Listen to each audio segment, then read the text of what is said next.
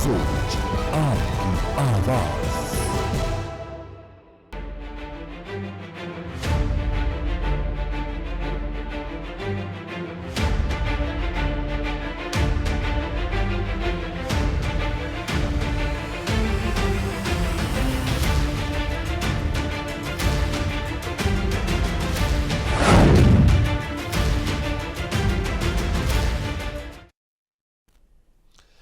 नमस्कार, स्वागत है आपका इंडिया वॉइस पर और मैं हूं आपके साथ आनंद विजय सिंह।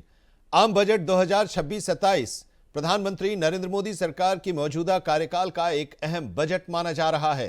केंद्रीय वित्त मंत्री निर्मला सीतारमण कल यानी रविवार को 1 फरवरी को मोदी सरकार का 15वां बजट पेश करेंगी और ये एनडीए सरकार के लगातार तीसरी बार सत्ता में आने के बाद का दूसरा पूर्ण बजट होगा। इसके साथ ही निर्मला सीतारमण देश की पहली ऐसी महिला वित्त मंत्री बन जाएंगी जो लगातार 9वीं बार बजट पेश करेंगी।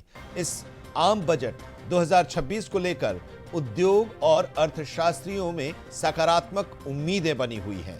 आर्थिक सर्वेक्षण में भारत की विकास दर 6.8 से 7.2% रहने का अनुमान जताया गया है, जिसे विशेषज्ञ यथार्थवादी मान रहे हैं। मिडिल क्लास को टैक्स राहत, उद्योगों के लिए निवेश प्रोत्साहन, इंफ्रास्ट्रक्चर, डिफेंस और आर्टिफिशियल इंटेलिजेंस जैसे क्षेत्रों पर फोकस के साथ आगामी बजट से अर्थव्यवस्था को नई गति मिलने की उम्मीद है। आपको बता दें कि भारतीय शेयर बाजार में भी रविवार को आम दिनों की तरह ही कारोबार होगा। बजट 1 फरवरी को सुबह 11 बजे वित्त मंत्री निर्मला सीतारमण लोकसभा में पेश करेंगी और इस बजट की कुछ खास बातें भी होंगी जिनके बारे में संभावनाएं जताई जा रही हैं। आम बजट में मध्यम वर्ग और टैक्स पेयर्स को राहत की उम्मीद है। पति पत्नी को संयुक्त रूप से इनकम टैक्स रिटर्न फाइल करने का विकल्प देने पर भी विचार किया जा सकता है। शादीशुदा जोड़ों को अलग अलग रिटर्न के बजाय एक रिटर्न की सुविधा, इसके अलावा पुरानी टैक्स रिजीम खत्म होने की संभावना और नए टैक्स रिजीम को आकर्षक बनाने पर जोर दिया जा सकता है। इस बजट के जरिए एलपीजी के मर्जर डीमर्जर पर टैक्स राहत की संभावना है। इसके साथ ही हर जिले में छात्रा हॉस्टल, पीएम पोषण योजना में नाश्ता भी शामिल करने पर विचार किया जा सकता है। पीएम पोषण योजना में लंच के साथ ब्रेकफास्ट जोड़ने की भी संभावना जताई जा रही है। इसके साथ ही मध्यम वर्ग, महिला, किसान भी काफी उत्साहित हैं इस बजट को लेकर और आशान्वित भी हैं।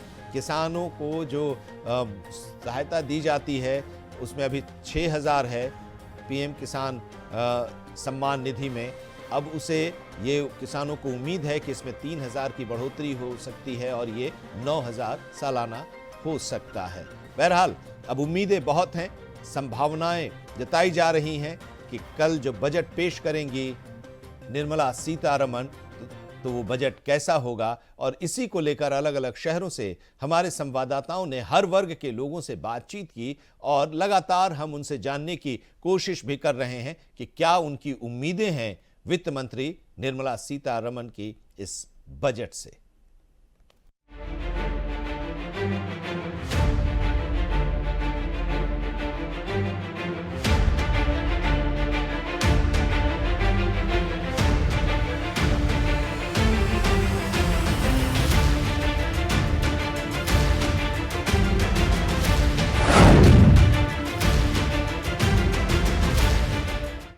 जिस तरह से उत्तर प्रदेश सरकार का 1 फरवरी से जो बजट पेश हो रहा है, उस बजट को लेकर के बदायूं की किसानों की क्या राय है, उस पर भी हम बात करेंगे। बदायूं के किसान हमारे साथ हैं, क्या कहेंगे जिस तरह से उत्तर प्रदेश सरकार बजट कल से शुरू होगा, बजट सत्र, तो उस पर क्या आपकी क्या है कि किस तरह की किसानों के लिए भी बजट में किसानों के लिए सर ऐसा है कि हम गेहूं का उत्पादन अच्छा पैदा करते हैं, मगर जो बीज और खाद जो आता है वो बीज के लोग खा जाते हैं, हम तक नहीं मिल पाता है। और रेट हमको सही मिलना चाहिए और सारी जो चीज़ें हमको उपलब्ध हों डायरेक्ट। तो अच्छा, हम क्या कहेंगे इस बार जो बजट पेश होने जा रहा है, तो बजट में किसानों के लिए आपकी क्या राय है? सरकार कैसा बजट पास करे? ऐसा बजट पास करे सरकार सर कि जो हमें ज़्यादा से ज़्यादा लाभ हो, हम पैदावार अच्छी कर रहे हैं और हम तक डायरेक्ट आ जाए। क्या कहेंगे, क्या चाह रहे हैं कि सरकार बजट पास कर रही है, बजट में किसानों किस के तरह का लिए किसानों के लिए बजट किसानों के लिए अच्छी किस्म के बीज, उत्पाद, खाद, कीटनाशक दवाओं का भी प्रयोग होता है।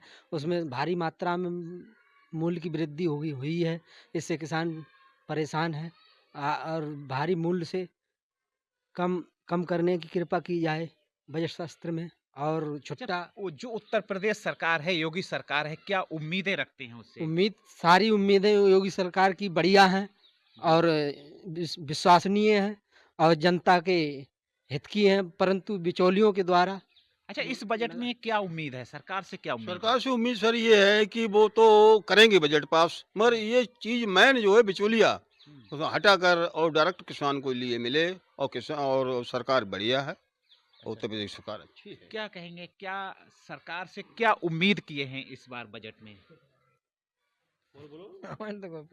चाचा, क्या उम्मीद है इस बार किसानों, जो बजट पास हो रहा है तो किसानों को भी उम्मीद, जैसे अन्य तमाम व्यापारी वर्ग है और तमाम वर्ग है वो जो सरकार से उम्मीद लगाए हैं, तो किसान इस बार क्या उम्मीद लगाए हुए बजट से? किसान को ये उम्मीद है कि जो है बजट पास कर रहे हैं, ये बढ़िया है। लेकिन किसानों को लिए रेट नहीं मिल पाते हैं। धान हो तो धान के रेट भी बहुत डाउन, और गेहूं के पैसे नहीं मिल पाते हैं बढ़िया। अच्छा, क्या उम्मीद रखते हैं सरकार से? सरकार से यही उम्मीद रखते हैं किसान के हित में जो अनाज होता है उसको किसान लाभ दे, उसके पैसे जो हैं बढ़ाए। क्या कहेंगे, किसानों के लिए क्या बजट किसे क्या उम्मीद है? बजट से तो सही उम्मीद है, मगर किसान के हित में यही है कि किसान के पास जब तक गल्ला रात हो तब तक सस्तो है, और जब किसान के पास निमटी हो उसी वक्त गल्ला महंगो है। तो इसके बारे में जो है सरकार को सोचना चाहिए। अच्छा, सरकार इस बार बजट में क्या उम्मीद रख रहे हैं? बजट में तो उम्मीद सही रख रहे हैं हम। सरकार किसान के पक्ष में लावेगी। अब देखेंगे आगे क्या हो रहा है। क्या कहेंगे, सरकार तमाम वर्ग जो है सरकार पे उम्मीदें जताए हुए हैं, तो इस बार युवा वर्ग की क्या उम्मीद है? युवा वर्ग का, हम तो खेती किसानी करते हैं, गांव के रहने वाले हैं, तो ज़्यादातर तो हमें खेती से ही उत्पन्न वो मिलनी चाहिए। और दूसरी बात, चाचा भी बोल रहे थे, जैसे हमारा पिछली बार बाजरा बिका 2200, तो इस बार रेट घटा के अभी 1800 1700 है। हम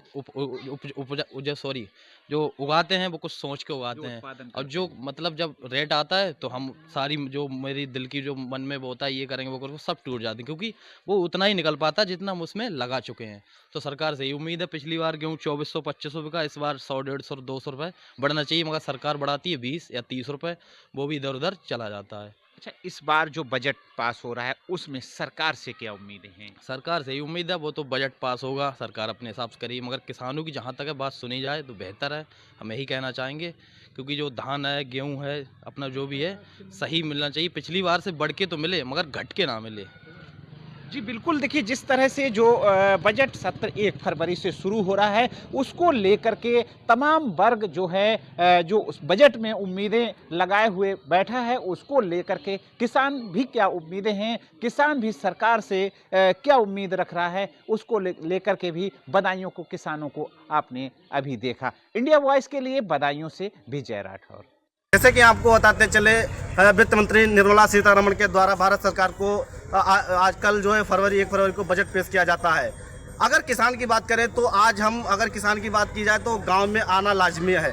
आज हम एक गांव बिलहरी में पहुंचे हैं, जहां पर इंडिया वॉइस की टीम जो 1 फरवरी को निर्मला सीतारमण के द्वारा बजट पेश किया जा रहा है, किसानों से चर्चा करेंगे। खून पसीने से सींच कर बनाते हैं तो एक बाली इकट्ठी करते हैं। बाली इकट्ठी करने के बाद में आपकी थाली तक खाना पहुंचता है। जिसके बाद में किसानों की अगर बात करें तो किसान हमारे साथ में मौजूद हैं। यहाँ पर आप सब देख सकते हैं कि तमाम किसान हैं और साथ में युवा भी हैं, क्योंकि युवा की अगर बात करें तो आने वाला वक्त जो है किसानी का युवा ही संभालने वाला है। आखिर उर्वरक की बात करेंगे, बिजली की बात करेंगे, जिसके बाद में क्या क्या इन लोगों को किसानी उर्वरक कितनी महंगी पड़ती है, किस तरह से ये लोग खरीदते हैं और किस चीज़ पे टैक्स फ्री चाहते हैं, किस चीज़ पे अगर टैक्स लग जाता है तो इनकी जेब में भारीपन ना हो, क्योंकि जेब जब भारी होने लगती है तो खर्चे भी अधिक कम होने लगते हैं, जिसकी वजह से व्यक्ति लोन लेने पड़ जाता है। लोन की वजह से आत्महत्या भी करने लगते हैं ऐसे किसान। हमारे साथ में मौजूद है गाँव के किसान। ये क्या नाम है आपका?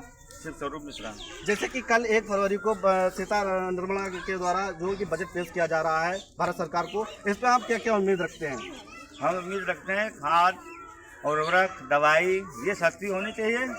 अगर किसान खुशहाल है तो समझ लीजिए देश को खुशहाल करने में किसान का अहम रोल है। किसान अपनी महंगाई से जूझ रहा है, अगर किसानों के हित में सरकार बजट लाती है तो स्वागत योग्य होगा।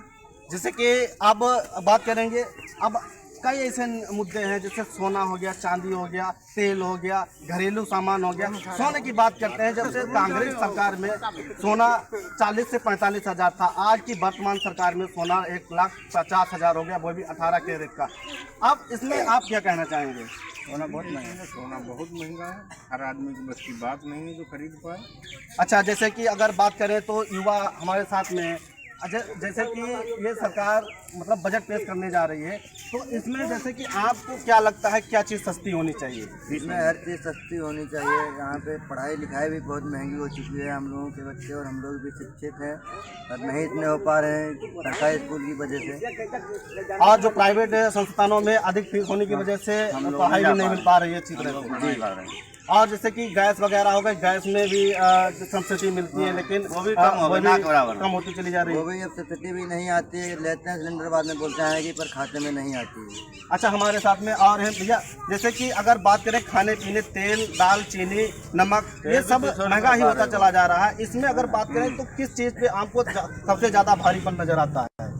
सबसे भारीपन बिजली पे आ रहा है। बिजली मद्दी होनी चाहिए। बिजली घरेलू बिल पे बिल आ रहा है और मोटर वालों पे फ्री चल रहा है। एक ऐसी संस्था है तो घर वालों भी माफ़ करने की थोड़ी बहुत सोचना चाहिए गवर्नमेंट को। अब जैसे कि हमारे साथ में भैया ये मौजूद है, जैसे कि आप बताना चाहेंगे कि अब घरेलू सामान हो गया, कई ऐसे सामान हैं जिसे अफोर्ड नहीं कर पाते हैं, और तेल हो गया और चीनी हो गई, दाल हो गई, ये कई चीज़ें होती हैं, इसमें मतलब क्या हमको कहना है कि हर चीज़ में मद्दी होनी चाहिए, क्योंकि हर चीज़ लेने में पैसा खर्च होता है, क्योंकि गरीब आदमी को परेशानी होती है और गरीब आदमी को जब परेशानी होती है तो वो कहाँ जाएगा, कर्जा करेगा, कुछ भी करेगा, खर्चा तो चलाएगा अपना, इसलिए सब चीज़ मद्दी होनी चाहिए। अंकल जी, अगर बात की जाए तो तमाम लोग मेडिसिन को लेकर के आते हैं, किसान की उर्वरक को लेकर के आते हैं, कई तरह के मुद्दे आते हैं सामने। जब कयास लगाया रहता है किसान की नया बजट आएगा हमारे लिए तो अब की बार कुछ संशोधन होगा, लेकिन फिर से वही उन्हें हासिल होता है जो मतलब महंगाई ही नज़र आती है। इसमें अब की बार आपको क्या लगता है कि जो सीतारमण वित्त मंत्री उनके पिटारे से जो निकलेगा, क्या किसानों को फायदा होगा इसमें?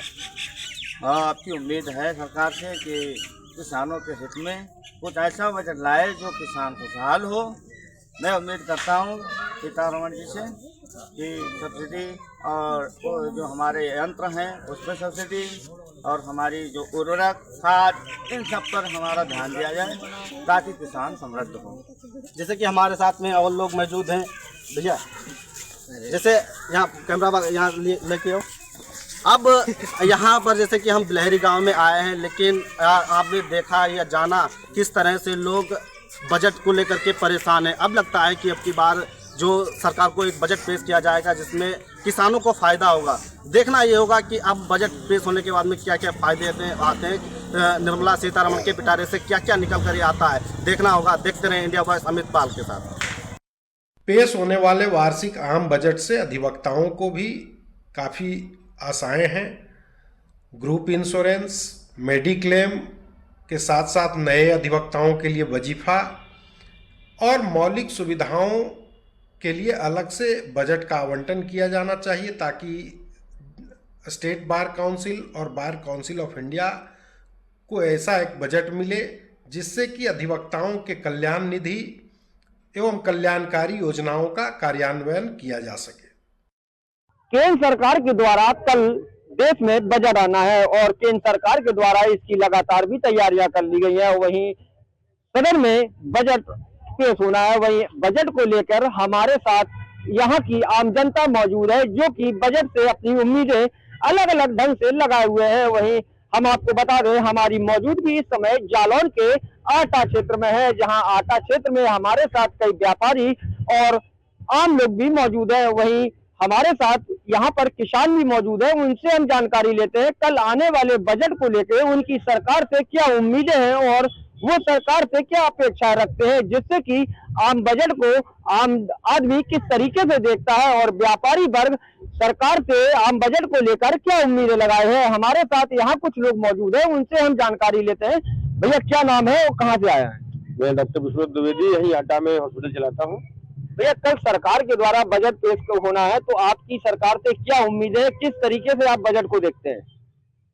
बजट आज तक अभी तक जो चल रहा है यही चाहेंगे कि किसानों के हित में बजट अच्छा आएगा, जो अभी तक सरकार करती रही और भी अच्छा करने का प्रयास करेगी। आम जनता के लिए भी ये विशेष व्यवस्था है। व्यापारियों के लिए अभी आपने देखा है कि पिछले कुछ समय में जीएसटी को उन्होंने पहले कई 5 चरणों में थी, अब उसको 2 में कर दी है और आगे भी शायद और भी अच्छा समाधान करेंगे। हम इससे सरकार से बहुत ही अच्छी उम्मीदें करेंगे, जो आम जनमानस पर बहुत ही खरा उतरने का प्रयास करेंगे। हमारे साथ यहाँ कुछ किसान भी मौजूद हैं, उनसे भी हम जानकारी लेते हैं कि आम बजट को लेकर उनकी सरकार से क्या अपेक्षाएं हैं और बजट में किसानों के लिए क्या कुछ खास होने वाला है। हमारे साथ मौजूद है भैया, आप सरकार के द्वारा कल बजट पेश होना है, तो उस बजट को आप किस तरीके से देखते हैं, क्या किसानों के लिए हित में रहेगा? हम तो ये चाहते हैं किसानों के, गरीबों के हित में बजट आए, जिससे आम पब्लिक को कुछ सुविधा मिले, महंगाई थोड़ा कम हो। महंगाई बहुत ज्यादा बढ़ रही है।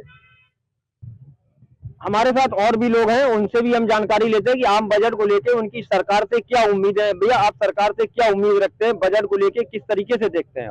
हम सरकार से यही उम्मीद रखते हैं कि किसानों के पक्ष में बजट जाए, व्यापारियों के पक्ष में जाए। जैसे कि हम लोग व्यापारी भाई हैं, ये भी हमारे भैया व्यापारी हैं, हम लोग भी, तो हम यही चाहते हैं कि जो अगर किसानों के पक्ष में जाएगा तो उनका भी भला होगा, तो उनसे हम लोगों का भी भला होगा।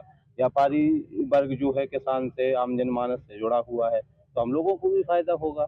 अच्छा, जैसे ये भैया है हमारे साथ, इन्होंने बताया व्यापार से है, तो आप किस तरीके का व्यापार करते हो और सरकार से बजट को लेके क्या उम्मीद रखते हैं? मेरा बैटरी इन्वर्टर का व्यापार है, तो सरकार ने जैसे जीएसटी में अभी छूट दी है। पहले जो जीएसटी थी 28% थी बैटरी इन्वर्टर पे, अभी 18% हो गई है। तो इसमें कम से कम आम आदमी को सीधा राहत मिली है, 1000 से 2000 रुपए के सीधे राहत मिली है। तो हम सरकार से उम्मीद करेंगे कि इस बार जो बजट आए तो वो आम जनमानस के लिए सुविधाजनक हो।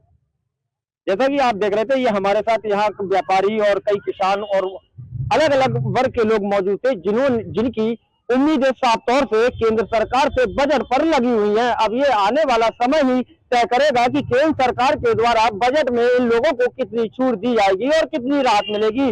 वही अपने सहयोगी साथी के साथ विष्णु पांडे, इंडिया वॉइस, जालौन। 2026 का बजट कल पास होने जा रहा है, उसके लिए मेरठ के व्यापारियों का क्या कहना है और क्या मांगे हैं, क्या सस्ता और क्या महंगा होना चाहिए। हमारे लिए बात करने के लिए मौजूद हैं मेरठ के वरिष्ठ नेता हैं और समाज सेवियों से बात करेंगे। क्या नाम है आप? मेरा नाम जीतू सिंह नागपाल है। जीतू जी, कल बजट पास होने जा रहा है। जी जी। लोगों को बड़ी बड़ी उम्मीदें हैं कि आम आदमी की जो जेब है उसमें फर्क ना पड़ पाए, क्या कुछ कहेंगे इसमें, क्या क्या सस्ता होना चाहिए? बस मैं तो यही कहना चाहूँगा कि जो गरीब लोग हैं, जो जिनकी अर्थव्यवस्था पहले ही आपको पता है कि देश की बहुत ज़्यादा डाउन चल रही है, और सामान की बात करें तो आटे से लेके, बिस्कुट से लेके, ब्रेड से लेके इनकी कीमतें बढ़ती जा रही हैं। तो मेरी सरकार से छोटा सा निवेदन है कि इन कीमतों को घटाई जाए, क्योंकि जब अब आने वाले टाइम में शादियों का सीजन आने वाला है, सोने पे, चांदी पे दबा के टैक्स इन्होंने लगा रखा है, उसे कम करा जाए। और जो टैक्स हीरा है उस पर 1% टैक्स लगता है। पूरे इंडिया में सबसे कम टैक्स इंडिया पे जो लगता है 1% हीरे पे लगता है, और जो कि वो गरीब और आम आदमी खरीदता नहीं है। उस पर आप उस पर टैक्स बढ़ाइए, और जो आम लोग जिस चीज़ को खरीदते हैं उस चीज़ पर टैक्स कम कीजिए। एमएसएमई की बात करें तो लगातार अगर देखा जा सकता है, उस पर अगर बजट ठीक ठाक पास हो गया तो व्यापारियों पर काफी फायदा हो सकता है। मुझे तो लगता नहीं। पिछले 11 साल से जो सरकार चल रही है भाजपा की, वो जो है व्यापारियों का किसी को उद्धार होया। व्यापारियों को तो इन्होंने उत्पीड़न के नाम पे जो है, हर चीज़ के नाम पे, टैक्स के नाम पे गला घोट रखा है। मैं नहीं मानता कि किसी तरह से भी जो है सरकार में कोई भी व्यापारियों को किसी तरह का भी किसी चीज़ से भी फायदा मिलेगा। ये तो नुकसान की सरकार है। बाकी हमारे कुछ भाजपा के साथी भी खड़े हैं, वो आपको बताएंगे सरकार के बारे में क्या है क्या नहीं है। अच्छा, देखा जा सकता है कि मोबाइल्स की बात करें तो मोबाइल्स के जो पार्ट्स होते हैं, अगर वो डाउन हो जाए, क्योंकि हर आदमी के पास इस टाइम मोबाइल फ़ोन है, तो क्या कुछ फ़र्क पड़ने वाला है? इलेक्ट्रॉनिक्स आज के समय पे ऐसी चीज़ें हैं, mobile phone, TV, AC, fridge, जो हर एक सामान्य परिवार का हो या बड़े परिवार का हो, सब लोग उसे इस्तेमाल करते हैं। तो इन चीज़ों पे अगर कम होगा, टैक्सेशन भी कम होगा, या नया बजट जो आ रहा है हमारा अपकमिंग 1 फरवरी से, उसमें अगर इन चीज़ों पे रेटों में रोकथाम लगेगी तो बहुत लाभ होगा हर स्तर के आदमी को, निचले स्तर के आदमी को भी और उच्च स्तर के आदमी को भी। अच्छा, आपका क्या नाम है? अंशुल ग्रोवर। अंशुल जी, देखा जा सकता है कि हर आदमी के पास, अधिकतर आदमियों के पास अब ईवी वाहन है। स्कूटी हो या कार हो, अगर स्कूटी और कार के जो पार्ट्स होते हैं उन पर अगर डाउनफॉल आए लिथियम पर, तो कहीं ना कहीं काफी गिरावट आ सकती है। पर जो जनता है उसको काफी लाभ मिल सकता है। इस पे क्या कुछ कहेंगे? बिल्कुल आना चाहिए, और मेन चीज तो है मिडिल क्लास के लिए। जितना मिडिल क्लास इस टाइम बहुत दस्त है, बहुत परेशान है मिडिल क्लास इस टाइम देश के अंदर, उसके लिए सरकार को काम करना चाहिए। और हमें उम्मीद भी है कि सरकार करेगी। अच्छा काम कर रही है सरकार, और करना चाहिए। अच्छा, देखा जा सकता है कि कैंसर की बीमारी एक बड़ी बीमारी है। डॉक्टर्स को बड़ा, अगर पेशेंट एडमिट होता है तो उसकी जो जेब होती है वो कहीं ना कहीं इंश्योरेंस हो या कहीं भी हो, बहुत असर पड़ता है। तो कहीं ना कहीं इंश्योरेंस की जो दवाइयाँ हैं, मेडिसिन हैं, उन पर भी अगर फर्क पड़ जाए, बजट में थोड़ा आ जाए, तो कहीं ना कहीं काफी जो है जनता को इस चीज का लाभ मिल सकता है। ऐसा है जी कि जो जीएसटी है, जीएसटी तो ऑलरेडी खत्म कर दिया उन्होंने। जो अभी चेंजेस हुए थे ना जीएसटी में, वो तो कैंसर दवाइयों पर जीएसटी तो हो गया खत्म।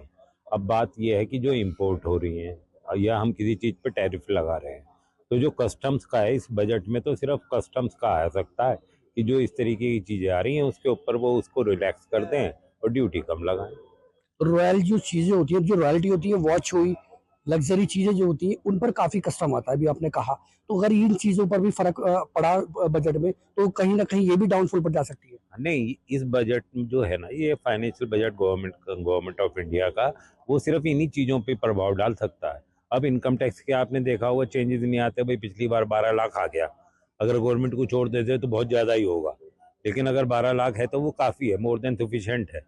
इनकम टैक्स में ऐसा कोई दिखाई नहीं दे रहा करेक्शन होना है। जीएसटी का बजट से कुछ मतलब है नहीं, सिर्फ ये कस्टम्स का जो हमारा मैटर है पुराना, ये जो है ये है, प्लस योजनाएं, जो विकास योजनाएं होती हैं, ये जो फंड्स होते हैं वो एलोकेट होते हैं, तो बढ़िया बजट आएगा। अच्छा, कहीं ना कहीं बात करेंगे नागपाल जी से। इंश्योरेंस जो होते हैं, क्लेम जो होते हैं, इंश्योरेंस होते हैं, अगर इंश्योरेंस में देखा जा सकता है कि काफी ब्याज लगाया जा रहा है।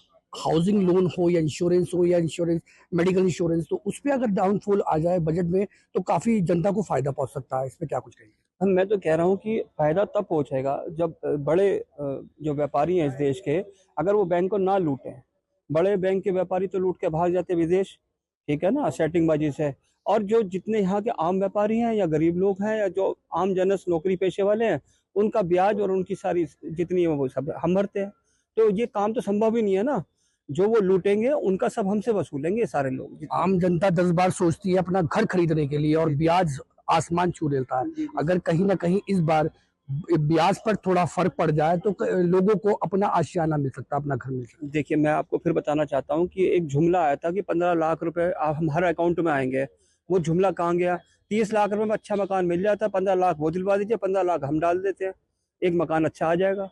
पर वो जुमले का जुमला रह गया है ना, वो 2 लाख नौकरियां, वो 15। तो ये तो जुमले हैं इस सरकार के, और सरकार से हमें कोई अपेक्षा नहीं है। ये जनहित की सरकार नहीं है, ये स्वार्थ की सरकार है, और मैं इसके पूर्ण रूप से बहिष्कार करता हूँ। जो आने वाला बजट है आप देख लीजिएगा, ये कुछ गरीबों के लिए कुछ नहीं करने की, ये बड़े साहूकार, बड़े व्यापारी, अंबानी अडानी की सरकार है।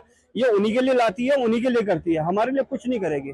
हमारे को सिर्फ मिलेगा टैक्स, हमारे को मिलेगी पेनल्टी, हमारे यहाँ बुलडोजर चले जाएंगे, मंदिर तोड़े जाएंगे, पूरे प्रदेश के अंदर बर्बादी का हाहाकार है।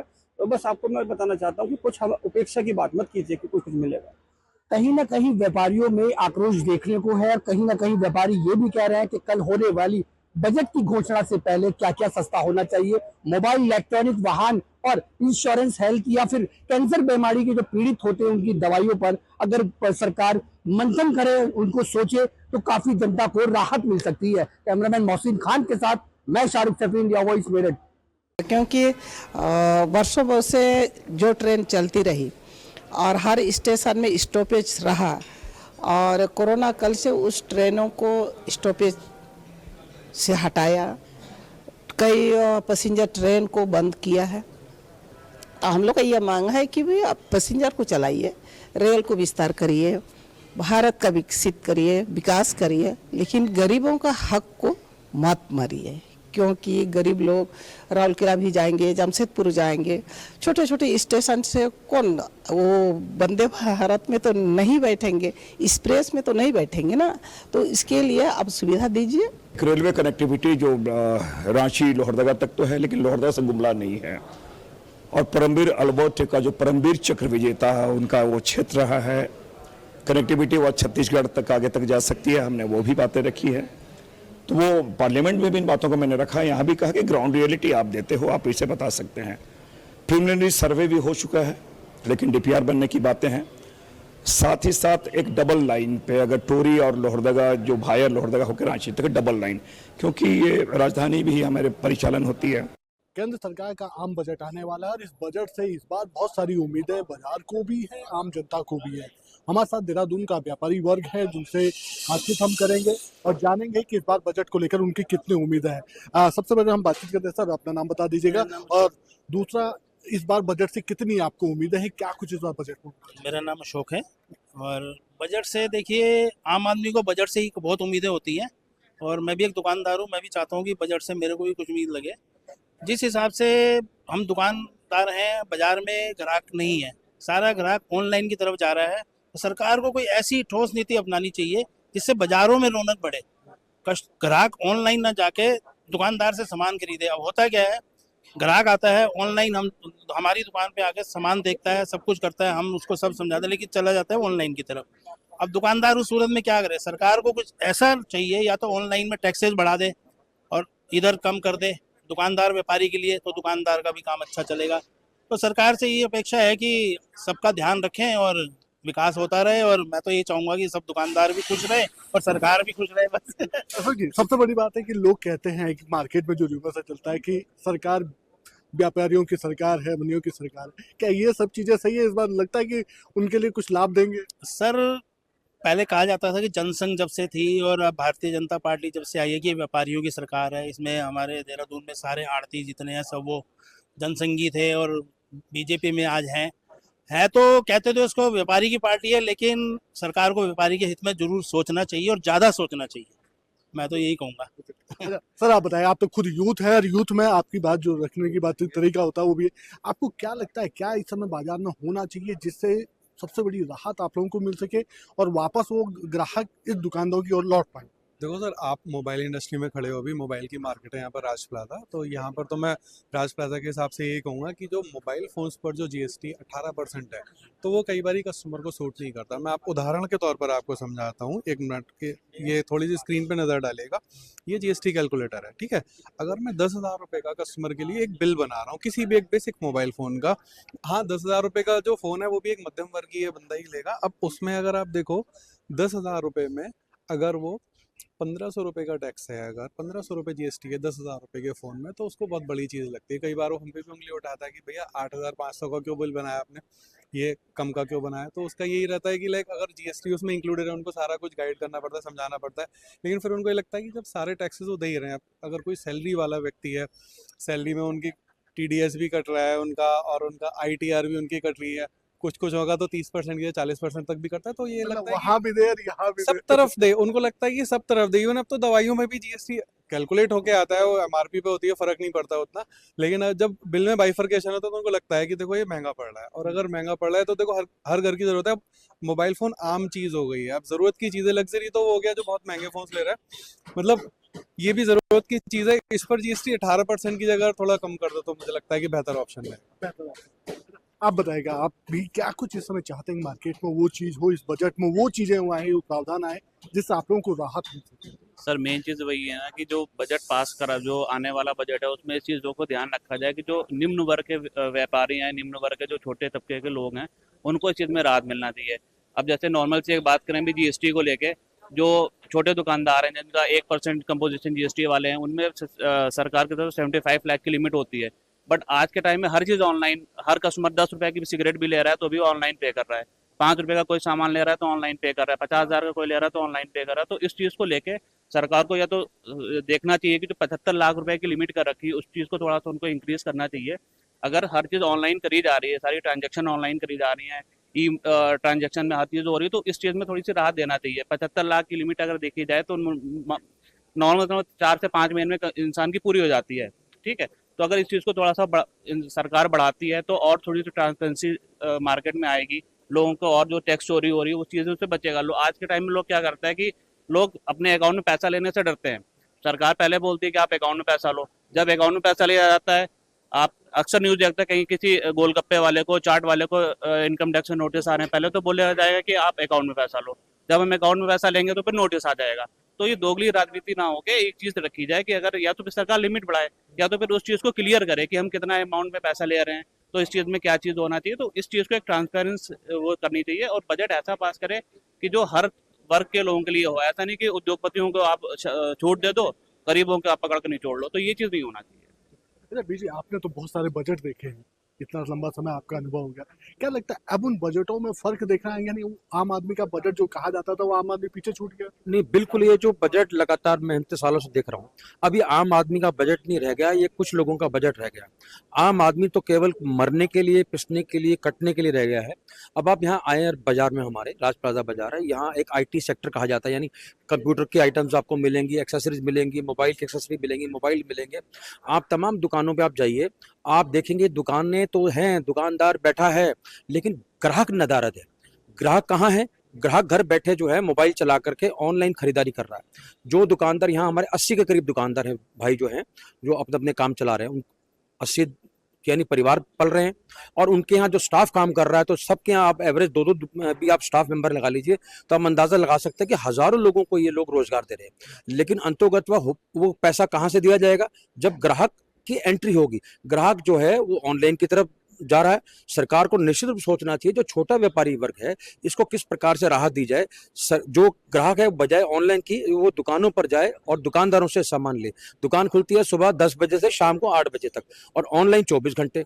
वो यहाँ आता है, यहाँ मोबाइल पसंद करता है, बाकी चीजें देखता है, रेट देखता है, और खरीदारी करने के लिए वो ऑनलाइन चला जाता है। वहां पर उसको कार्ड स्वैप करने में भी उसको कैशबैक मिलता है, कई स्कीमें मिल जाती हैं, लोन मिल जाता है। लेकिन दुकानदार जो बेचारा सुबह से शाम तक बैठ के पिस रहा है, तो मैंने आपसे कहा ना, मर रहा है व्यक्ति, आम आदमी, छोटा व्यापारी, छोटा उद्योगपति, मझोले जो हमारे उद्योग हैं। बड़े बड़े उद्योग तो पल ही रहे हैं, सरकार उनको राहतें भी देती है, टैक्सों में छूट भी देती है, और छोटे व्यापारियों के लिए कोई किसी रूप में छूट नहीं है, ना टैक्स की छूट है, ना इनकम टैक्स में छूट है। और जैसे अभी मेरे भाई ने भी कहा, जिस प्रकार आप ट्रांजेक्शन कर लें, मोबाइल आज की तारीख 20-50 हज़ार से कम मोबाइल ही नहीं है।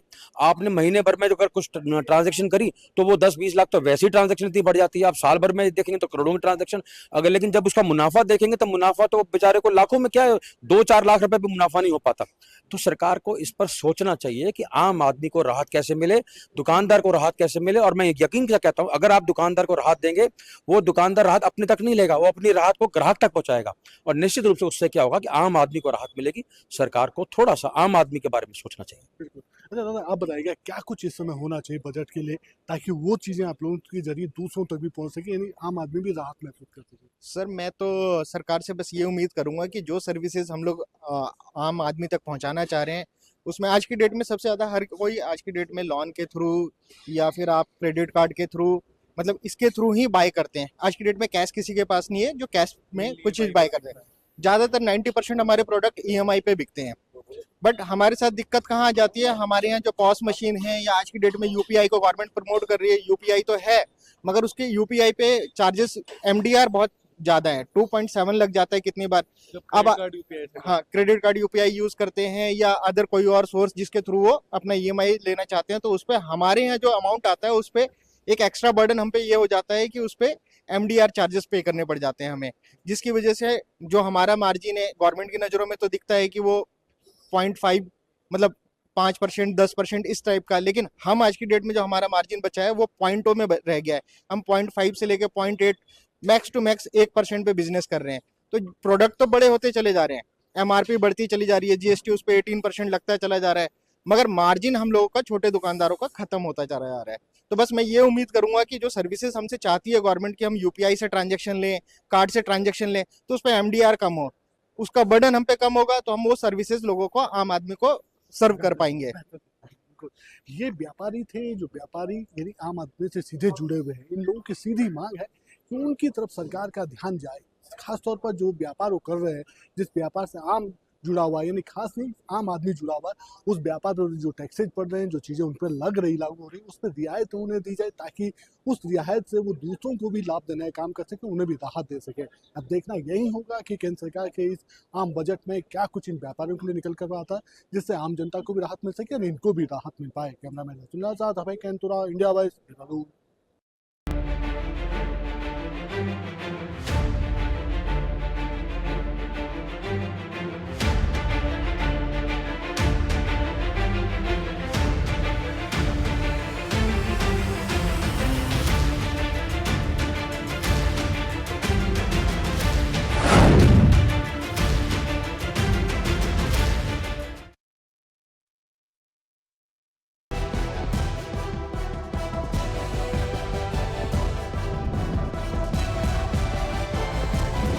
इंडिया वॉइस, आपकी सोच, आपकी आवाज।